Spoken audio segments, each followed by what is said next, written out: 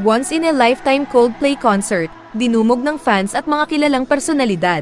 Libo-libong fans, kabilang ang ilang sikat na personalidad, ang dumagsa sa Philippine Arena noong January 19 at 20 upang manood ng Coldplay's Music of the Spheres concert.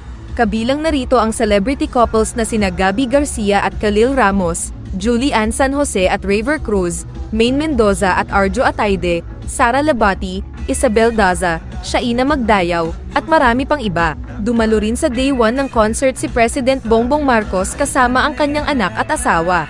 Dinascribe pa niya itong unmissable para sa isang music lover kagaya niya. To have somebody like Coldplay, you can't unmissable dapat yun. By the way, it was fantastic. Sobrang saya naman ng Coldplay fans na sa wakas ay nakacheck na sa kanilang bucket list ang Coldplay concert, na solid at experience na hindi malilimutan.